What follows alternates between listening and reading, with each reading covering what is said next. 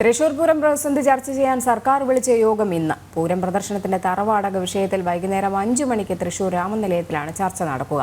ദേവസ്വം മന്ത്രി കെ രാധാകൃഷ്ണൻ, മന്ത്രി കെ രാജൻ എന്നിവരുടെ നേതൃത്വത്തിൽ തിരുവമ്പാടി പാറമേക്കാവ് ദേവസ്വം ഭാരവാഹികളും കൊച്ചിൻ ദേവസ്വം ബോർഡുമായാണ് ചർച്ച.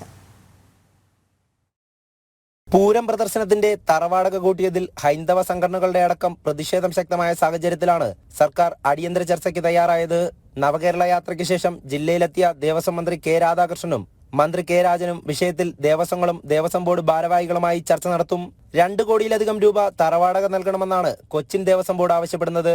ഇത് തൃശൂർ പൂരത്തെ തകർക്കാനുള്ള ശ്രമമാണെന്ന് ഇരു ദേവസ്വങ്ങളും വ്യക്തമാക്കിയിരുന്നു. പിന്നാലെ സംയുക്ത യോഗം ചേർന്ന് പ്രമേയവും പാസാക്കി. എന്നാൽ ഇരു ദേവസ്വങ്ങൾക്കുമെതിരെ കൊച്ചിൻ ദേവസ്വം ബോർഡ് ആരോപണവുമായി മുന്നോട്ട് വന്നു.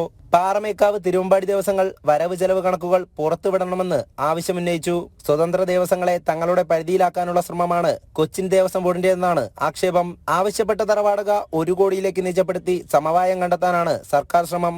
പിന്നീടുള്ള എല്ലാ വർഷവും 10% വാടക തുക വർദ്ധിപ്പിക്കാമെന്നതുമാണ് മുന്നോട്ട് വയ്ക്കുന്ന നിർദ്ദേശം. ഹൈക്കോടതി ഇത് സംബന്ധിച്ച ഹർജി പരിഗണിച്ചപ്പോൾ കോടതിക്ക് പുറത്ത് പ്രശ്നപരിഹാരം കാണാമെന്ന നിലപാടായിരുന്നു കൊച്ചിൻ ദേവസ്വം ബോർഡിന്.